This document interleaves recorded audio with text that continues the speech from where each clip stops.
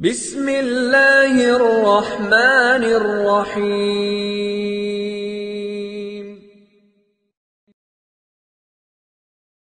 الحمد للہ وکفى وسلام علی عبادہ الذین اصطفى، اما بعد،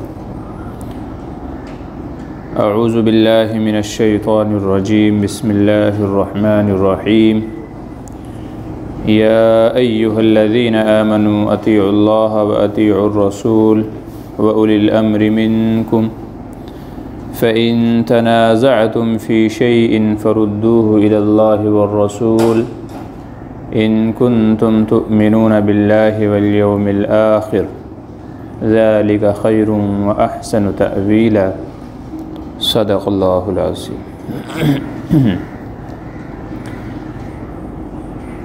ایک ہو جائیں تو بن سکتے ہیں خورشید و مبیں، ایک ہو جائیں تو بن سکتے ہیں خورشید و مبیں، ورنہ ان ٹوٹے ہوئے تاروں سے کیا بات بنے۔ محترم بزرگوں اور دوستو، آج کے میرے بیان کا عنوان ہے کہ ہم مسلمان اپنے مسائل کو دارالقضاء سے حل کروائیں۔ دارالقضاء کا مطلب ہے وہ جگہ کہ جہاں پر فیصلے کیے جاتے ہوں۔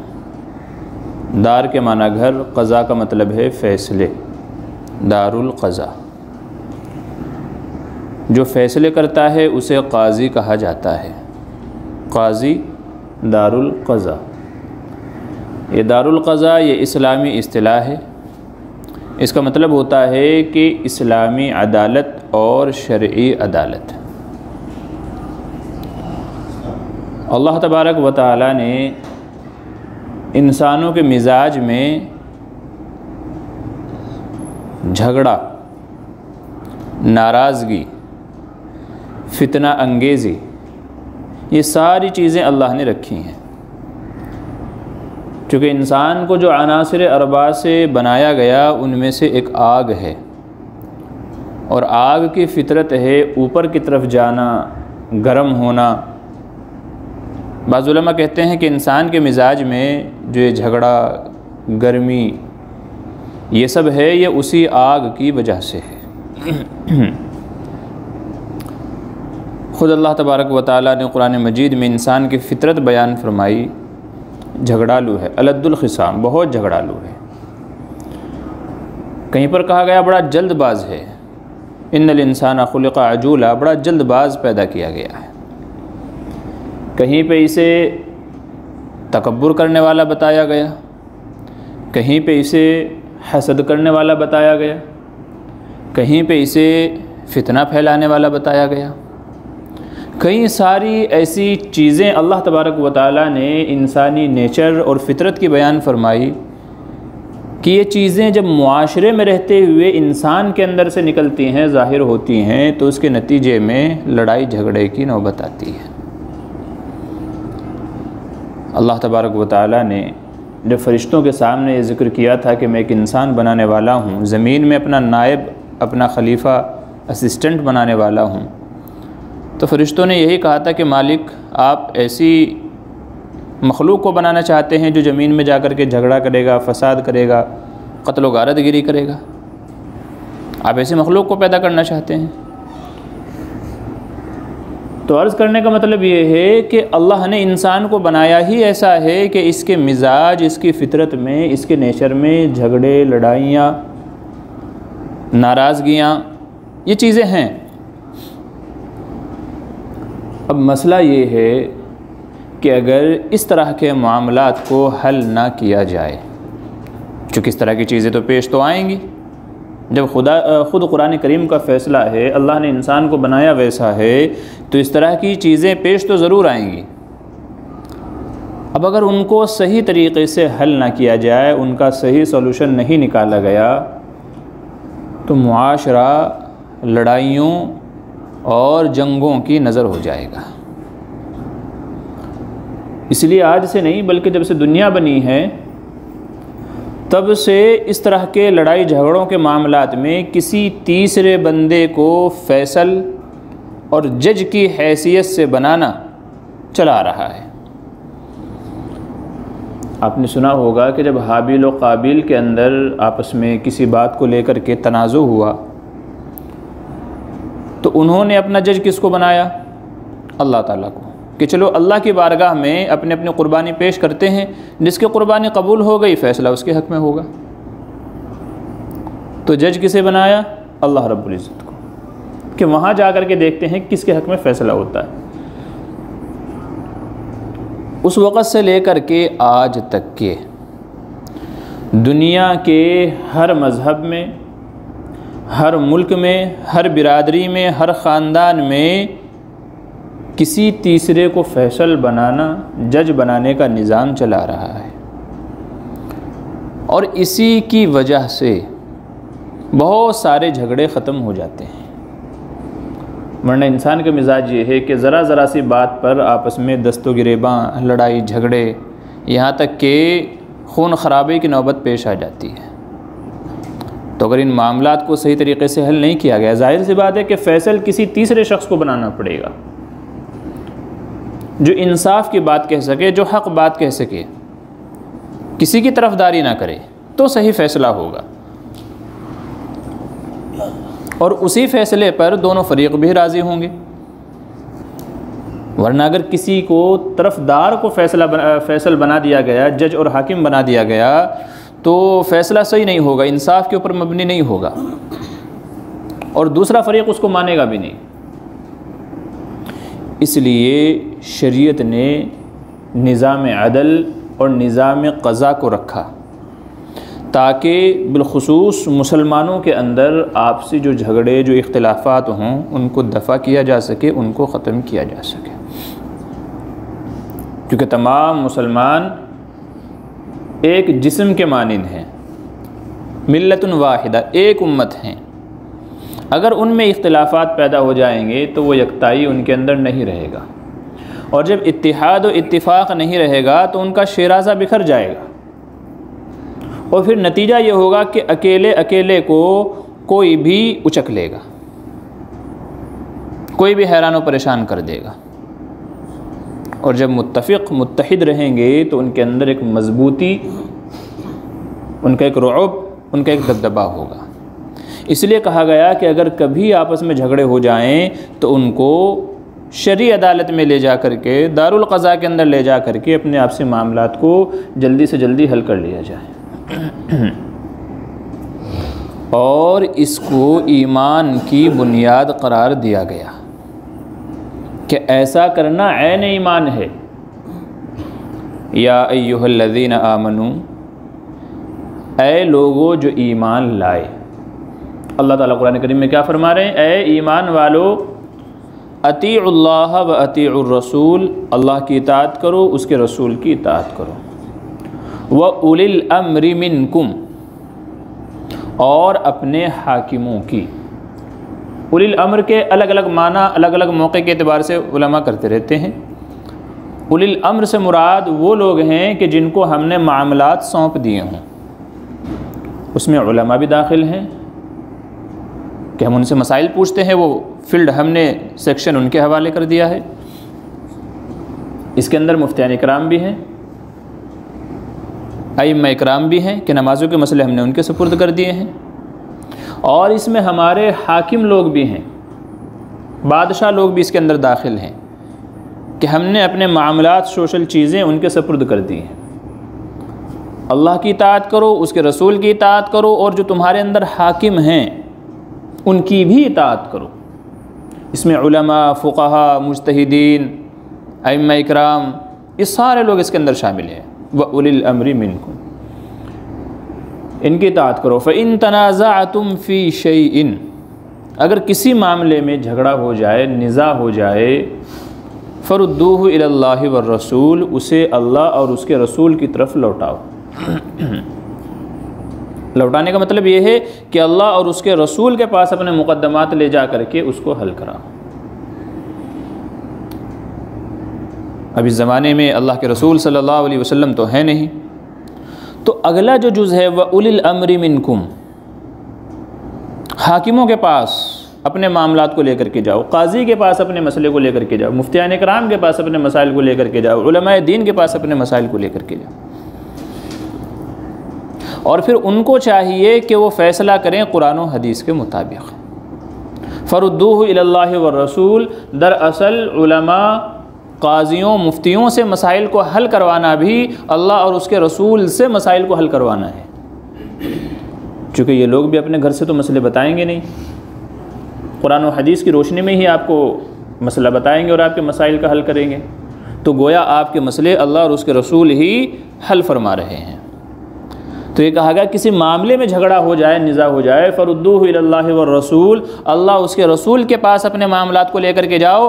ان کنتم تؤمنون باللہ والیوم الآخر، اگر تم اللہ پر یقین رکھتے ہو اور آخرت کے دن پہ یقین رکھتے ہو تو ایسا کرو،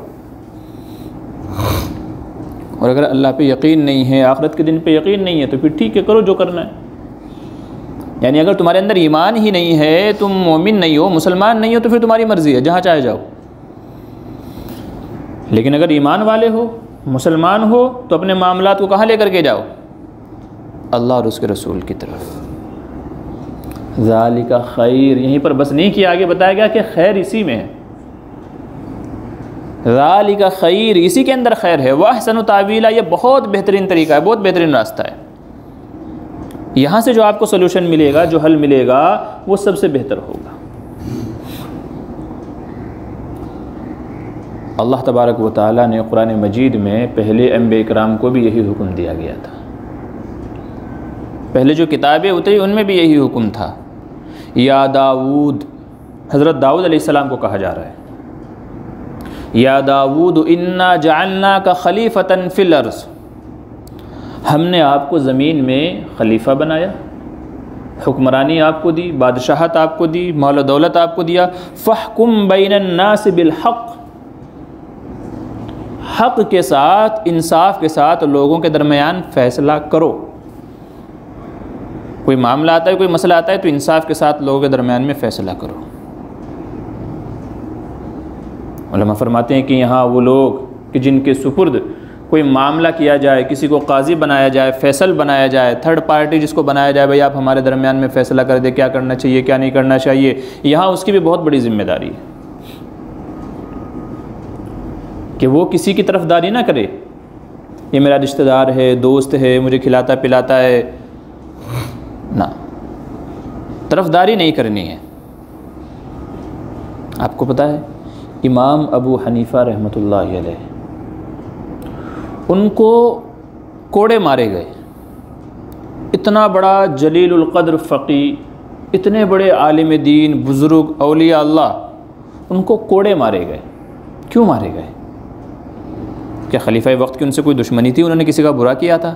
نہیں، خلیفہ وقت چاہتا تھا کہ آپ قاضی بنیں، خلیفہ وقت چاہتا تھا کہ آپ قاضی بنیں، دارالقضاء کے اندر بیٹھ کر کے آپ فیصلے کریں، آپ جج بنیں، جج کی کرسی ان کو دینا چاہتا تھا۔ آپ نے انکار کر دیا، نہیں، میں یہ کام نہیں کروں گا۔ کیوں نہیں کروں گا؟ اس لیے کہ حضور صلی اللہ علیہ وسلم نے بے شمار حدیثوں میں اس کے اوپر تنبیہ فرمائی کہ جسے جج بنایا جائے، قاضی بنایا جائے، اگر وہ انصاف کے ساتھ فیصلہ نہیں کرے گا تو روز محشر اس کے لیے کیا کیا عذابات ہیں، کتنی سخت اس کی پکڑ ہوگی۔ تو وہ ڈرتے تھے کہیں ایسا نہ ہو کہ مجھ سے کوئی چوک نہ ہو جائے، اگر میں جج بن گیا، قاضی بن گیا، اور کسی معاملے میں مجھ سے کسی کی حق تلفی ہو گئی، میں نے کوئی غلط فیصلہ کر دیا جس کی وجہ سے کسی کا نقصان ہو گیا، تو جو آخرت کی سزائیں ہیں میں وہ برداشت نہیں کر پاؤں گا۔ ہمارے زمانے میں آج روپیہ پیسہ کھلا کر کے، گھوس کھلا کر کے جج بنتے ہیں۔ ان کو حاکم وقت، بادشاہ امیر المومنین چاہ رہا ہے کہ ان کو قاضی بنایا جائے، مگر وہ لینے سے انکار کر رہے ہیں، مجھے نہیں چاہیے۔ اور وقت کا حاکم امیر بھی اسی لیے جج بنانا چاہتا ہے کہ ان کے پلے کا کوئی اور عالم دین نہیں ہے، ان کے ہم منصب، ان کے جیسا سمجھداری کے ساتھ فیصلہ کرنے والا، ان کے مشہور ہیں فیصلے واقعات، کیسے کیسے انہوں نے ہوشیاری کے ساتھ میں ایسے ایسے مسائل کے اندر انہوں نے فیصلے فرمائے ہیں کہ جہاں لوگوں کی عقلیں آ کر کے جواب دے جاتی ہیں۔ اس لیے چاہتا تھا حاکم وقت کہ ان کو جج بنا دیا جائے تاکہ لوگوں کے درمیان فیصلہ کریں، مگر انہوں نے نہیں قبول کیا۔ اس پہ ان کو تھوڑا پنش کیا گیا کہ دباؤ میں آ کر کے قبول کر لیں، پھر بھی نہیں مانے۔ پھر جیل میں ڈالا گیا کہ اس سے گھبرا کر کے جو ہے یہ قبول کر لیں، پھر بھی نہیں مانے۔ پھر کوڑے لگوائے گئے، کیونکہ پھر بادشاہ بھی ہوتے ہیں اپنی انا پہ ضد پہ لے لیتے ہیں، ایگو بیچ میں آ جاتا ہے۔ اور ایک وقت یہاں تک کیا آیا کہ جب آپ کسی صورت نہیں مانے، زبردستی آپ کا منہ کھول کر کے آپ کے منہ میں زہر ڈالا گیا، آپ کو زہر پلایا گیا۔ بادشاہ لوگ ایسے ہی ہوتے ہیں۔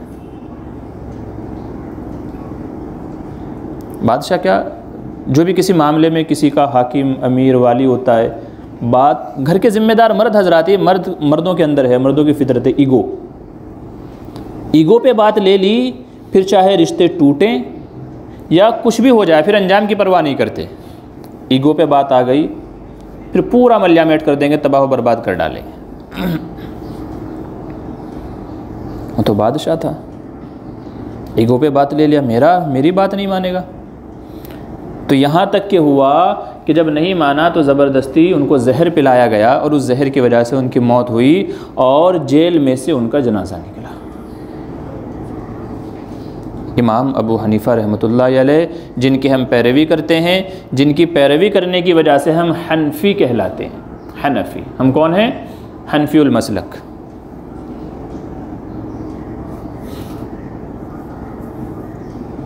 تو اللہ تعالیٰ اپنے نبی کو کہہ رہے، یا داؤد، اے داؤد، ہم نے آپ کو بادشاہت دی، حکومت دی، ہم نے تمہیں معاملات دیے ہیں، خلافت عطا کی ہے، تو فیصلہ کرو گے تو انصاف کے ساتھ کرنا۔ یہ نہیں کہ آپ کے اختیار میں چیزیں ہیں تو آپ جیسے چاہو بدل جاؤ گے، جس کی چاہے طرفداری کرو گے، جو آپ کو اچھا لگے گا اس اعتبار سے معاملات کریں گے۔ نہیں، جو حق ہوگا اس کے اعتبار سے۔ اور اللہ نے آزمایا بھی ان کو، خود سورہ صاد میں 23ویں پارے میں ان کی ایک آزمائش کا ذکر ہے۔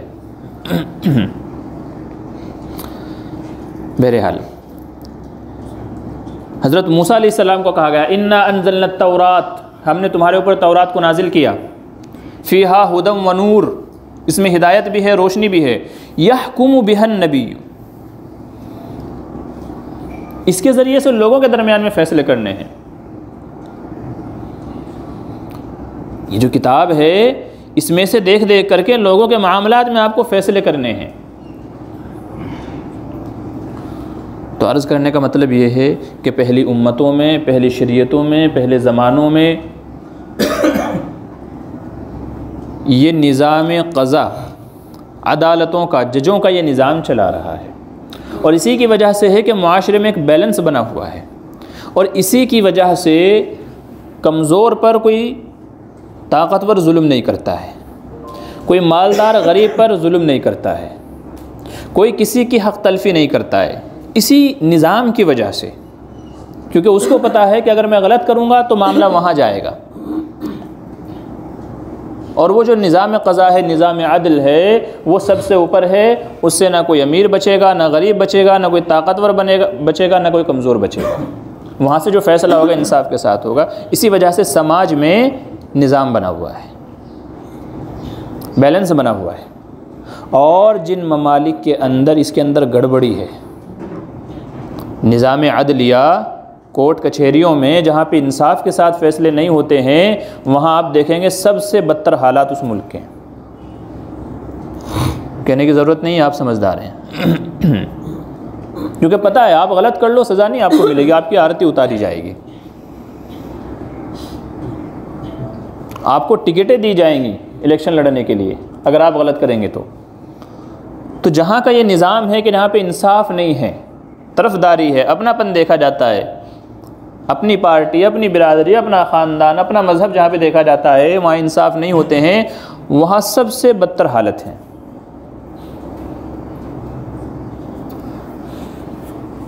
اس لیے نظام عدلیہ کا ہونا، یعنی کورٹ کچہری کا ہونا بہت ضروری ہے، اور ان میں انصاف کے ساتھ فیصلے ہونا اس سے زیادہ ضروری ہے۔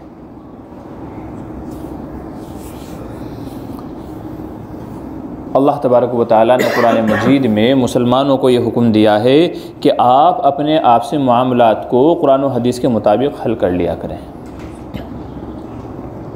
2019 کی رپورٹ کے مطابق ہمارے ملک ہندوستان کے اندر 3.5 کروڑ معاملات پینڈنگ میں تھے۔ ایک ریٹائرڈ جج کا یہ بیان آیا کہ اگر ہم آج سے 2019 کی رپورٹ کے مطابق اگر آج سے ہم کوئی نیا مقدمہ نہ لیں، کوئی نیا کیس نہ لیں، جو معاملات پینڈنگ میں ہیں صرف انہی کو حل کریں موجودہ سسٹم کے حساب سے، ہمارا جو پروسیس ہے کسی بھی معاملے کو حل کرنے کے لیے، تو ان مقدمات کو حل کرنے کے لیے 350 سال چاہیے۔ 350 سال صرف ان مقدمات کو حل کرنے کے لیے لگیں گے جو ابھی صرف پینڈنگ میں ہیں۔ اور اس سال کی رپورٹ کے مطابق تقریباً 4 کروڑ معاملات عدالت میں پینڈنگ میں ہیں۔ اسی لیے بہت ساری جگہوں پہ ججوں نے مطالبہ کیا ہے کہ ججوں کی تعداد بڑھائی جائے تاکہ زیادہ معاملات حل ہو سکے، زیادہ فیصلے ہو سکے، ججوں کی تعداد بڑھائی جائے۔ اب اگر ایسے میں ہم مسلمان اپنے معاملات کو اپنے دارالقضاء سے، اپنے علماء سے، اپنے مفتیان اکرام سے حل کروا لیں، اس کے 2 فائدے ہوں گے۔ ایک فائدہ تو یہ ہوگا کہ ہمارے ملک کی جو عدالتیں ہیں جو اس وقت مقدمات کے بوجھ سے دبی جا رہی ہیں، ان کا بوجھ کم ہو جائے گا، زیادہ کیسز نہیں جائیں گے، زیادہ مقدمات نہیں جائیں گے، ان کا بوجھ ہلکا ہو جائے گا۔ دوسرے یہ کہ جو ہمارے فیصلے ہوں گے وہ انصاف کے ساتھ ہوں گے اور قرآن و حدیث کے مطابق ہوں گے، ورنہ ابھی کا نظام اور سسٹم یہ ہے کہ جو جتنا زیادہ کھلائے گا فیصلہ اس کے حق میں آئے گا۔ ابھی کا نظام یہ ہے۔ اور جب ان مسائل کو دارالقضاء سے، اسلامی شرعی عدالت سے حل کیا جائے گا تو وہاں سے جو فیصلہ ہوگا انصاف کے ساتھ ہوگا۔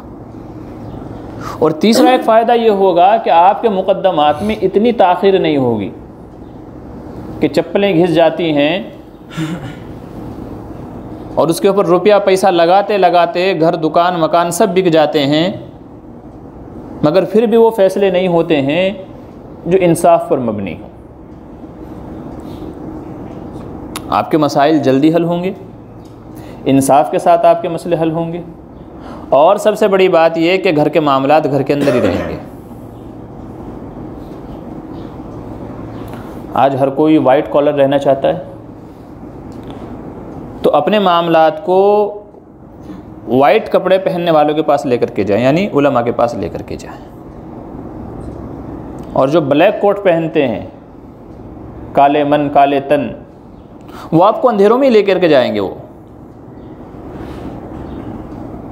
میں نے پہلے بھی ایک بار آپ کے سامنے عرض کیا تھا نا کہ 3 لوگ ایسے ہیں جو کبھی بھی آپ کو صحیح اور جلدی گائیڈ نہیں کریں گے، ایک ڈاکٹر، ایک جم ٹرینر اور ایک وکیل، کیونکہ وہ چاہیں گے کہ آپ کے معاملات کو جتنا لمبا گھسیٹ سکتے ہیں گھسیٹو، کیونکہ ان کی فیس، ان کا کاروبار، ان کی روزی روٹی اسی سے چل رہی ہے، تو وہ نہیں چاہیں گے کہ 1-2 ہیئرنگ میں آپ کا معاملہ کلیئر ہو جائے، کبھی نہیں چاہیں گے وہ۔ یہی چیز جب آپ اسلامی قانون کے اندر لے کر کے آئیں گے، دارالقضاء کے اندر لے کر کے جائیں گے، ان کی تھنکنگ یہ ہے کہ یار جو جھگڑے چل رہے ہیں نا جلدی سے ان کو ختم کراؤ تاکہ آپس میں صلح ہو، وہ نہیں کھینچیں گے، نہیں گھسیٹیں گے۔